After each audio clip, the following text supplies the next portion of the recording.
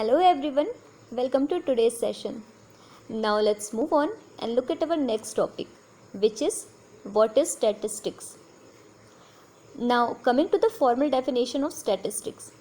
Statistics is an area of applied mathematics which is concerned with data collection, analysis, interpretation and presentation.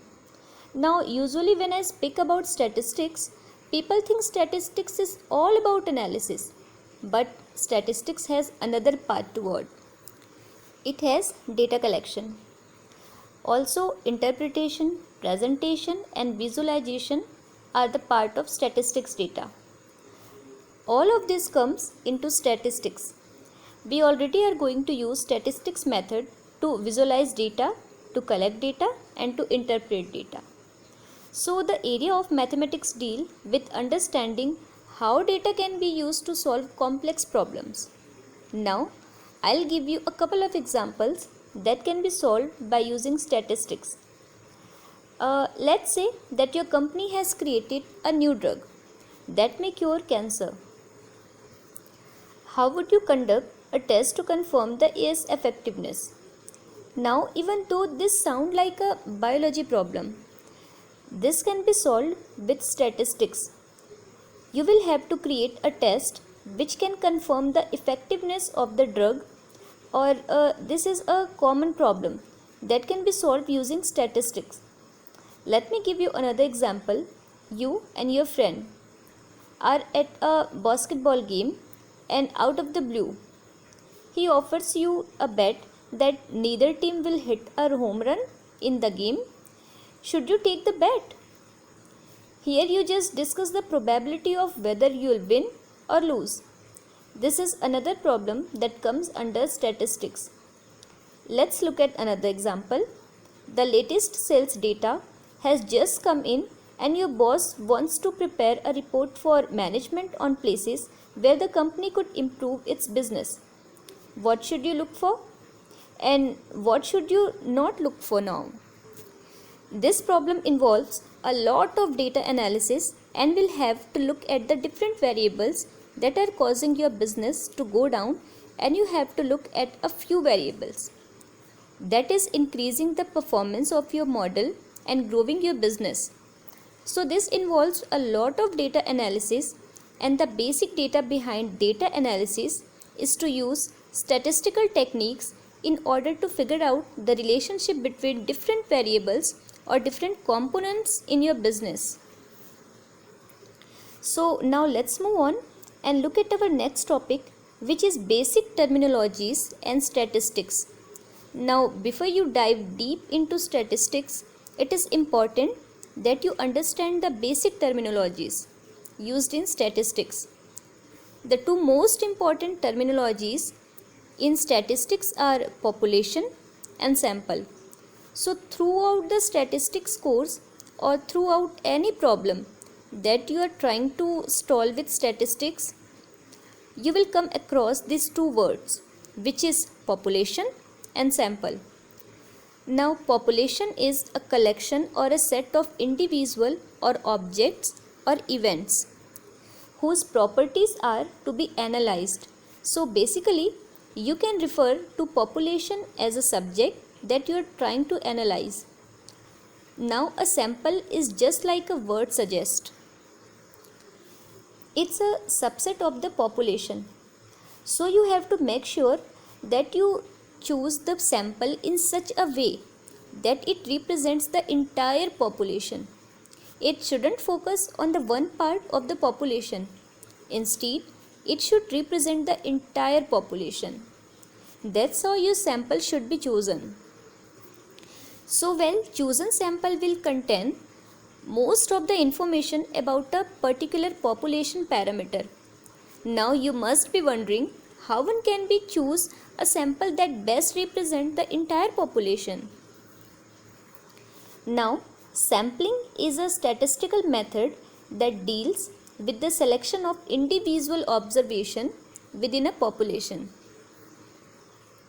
So sampling is performed in order to infer statistical knowledge about a population. If you want to understand the different statistics of a population, like the mean, the median, the mode, or the standard deviation, or the variance of a population, then you are going to perform sampling, because it's not reasonable for you to study a large population and find out the mean, median, and everything else. So why is sampling performed, you might ask? What is the point of sampling? We can just study the entire population. Now guys, think of a scenario where you are asked to perform a survey about the eating habits of teenagers in the US. So at present, there are over 42 million teens in the US, and this number is growing as we are speaking right now, correct? So is it possible to survey each of these 42 million individuals about their health? Is it possible? Well, it might be possible, but this will take forever to do. Now, obviously, it's not. It's not reasonable to go around knocking on each door and asking for what does your teenager son eat or all of that. This is not very reasonable. That's why sampling is used. It's a method wherein a sample of the population is studied in order to draw inferences about the entire population. So, it's basically a shortcut to starting the entire population instead of taking the entire population and finding out the solution. You are just going to take a part of the population that represent the entire population, and you are going to perform all your statistic analysis and inferential statistic on that sample.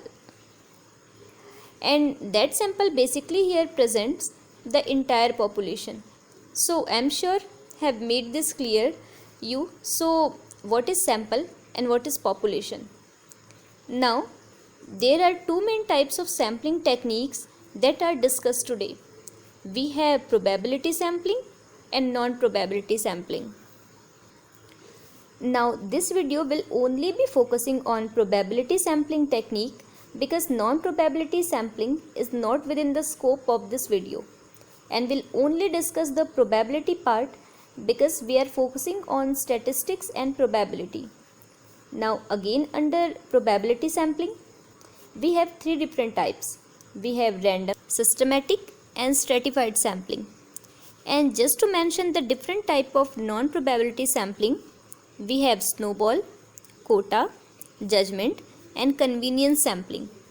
Now guys, in this session I'll only be focusing on probability. So let's move on and look at the different types of probability sampling. So what is probability sampling? It is a sampling technique in which samples from a large population are chosen by using a theory of probability. So there are three types of probability sampling. First we have the random sampling.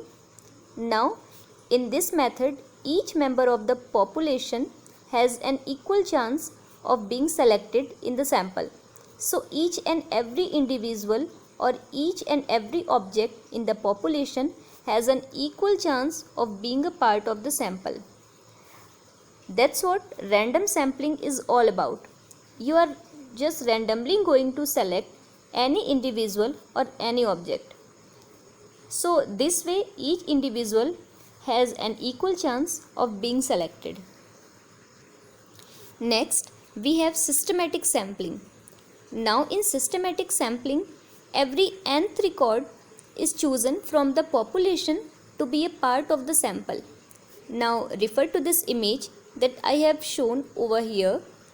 Out of these 6 groups, every second group is chosen as a sample. So every second record is chosen here, and this is our systematic sampling works.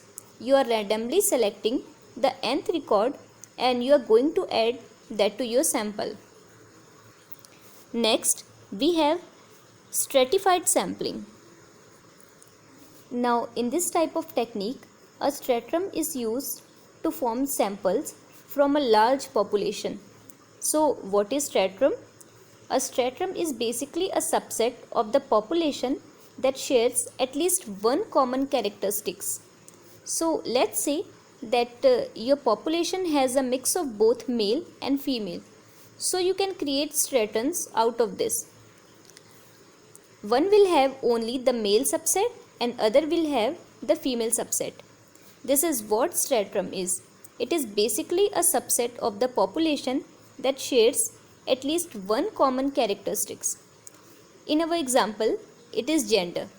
So after you have created a stratum, you are going to use random sampling on the stratums and you are going to choose a final sample. But so random sampling means that all of the individual in each of the stratum will have an equal chance of being selected in the sample. So guys, these were the 3 different types of sampling techniques. So in the next session, we'll discuss different types of statistics. Thank you so much for watching.